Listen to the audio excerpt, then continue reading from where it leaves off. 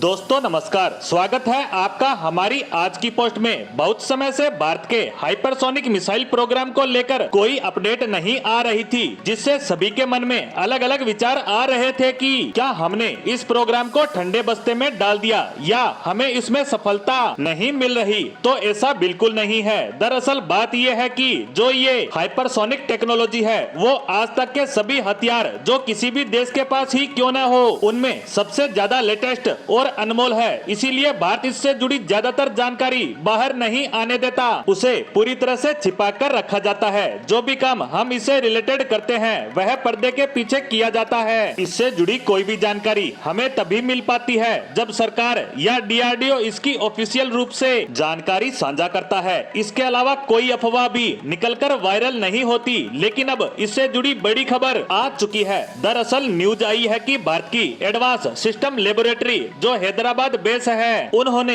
एक नए प्रकार की थर्मल स्ट्रक्चर टेस्ट फैसिलिटी तैयार कर ली है और उसे पूरी तरह से स्टेबलिश भी कर लिया गया है। अब ये टेस्ट फैसिलिटी क्या है, तो देखिए, यह एक खास प्रकार की फैसिलिटी है। हमने अभी तक जितनी भी हाइपरसोनिक मिसाइलों के टेस्ट किए हैं वो बहुत ही शॉर्ट ड्यूरेशन के थे, जैसे 700 से 800 किलोमीटर की रेंज वाले, मतलब शॉर्ट रेंज हाइपरसोनिक मिसाइल। लेकिन आपको पता ही है कि इतनी रेंज से हमारा काम नहीं चलने वाला। हमें लॉन्ग रेंज मिसाइलें भी बनानी है जिनकी रेंज हजारों किलोमीटर में होगी। इस प्रकार की हाइपरसोनिक मिसाइल बनाना हद से भी ज्यादा बड़ा चैलेंज का काम है और इसका कारण है जो ये हाइपरसोनिक मिसाइलें होती है, इनकी टेक्नोलॉजी डेवलप करना सबसे मुश्किल काम होता है। अब कुछ लोग कहेंगे कि इसकी रफ्तार सबसे बड़ी वजह है, क्योंकि 5 मैक की मिनिमम रफ्तार पकड़नी होती है। 5 मैक यानी आवाज की रफ्तार से 5 गुना, यानी इतनी भयंकर रफ्तार इस मिसाइल को चाहिए। लेकिन यह उतना मुश्किल काम भी नहीं है।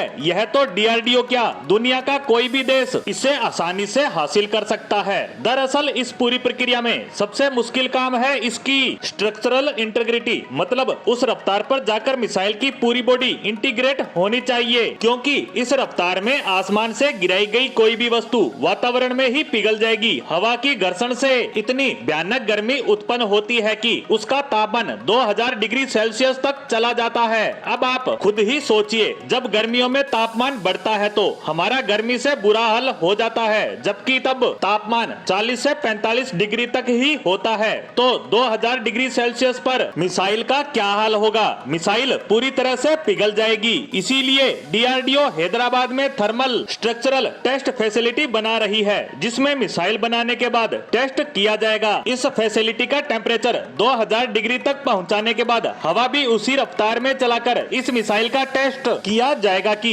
इसकी बॉडी इस वातावरण को सहन कर पा रही है या नहीं। और यह टेस्ट लंबी रेंज की मिसाइल के हिसाब से होंगे, और अगर इसमें मिसाइल सफल रहती है तो समझ लीजिए हमने लॉन्ग रेंज मिसाइल का निर्माण कर लिया है। और इस फैसिलिटी के बनने से हमारी असफलता का भी किसी को पता नहीं चल पाएगा, जैसा कि रूस और अमेरिका के साथ हो रहा है, जब वो ओपनली हाइपरसोनिक मिसाइलों का टेस्ट करते हैं और असफल होने पर पूरी दुनिया में मजाक का पात्र बनते हैं। लेकिन अब भारत के साथ ऐसा कुछ नहीं होगा, क्योंकि भारत ने टेस्ट फैसिलिटी का निर्माण कर लिया है। इसी के साथ हमारी आज की पोस्ट को यहीं विराम देते हैं। धन्यवाद।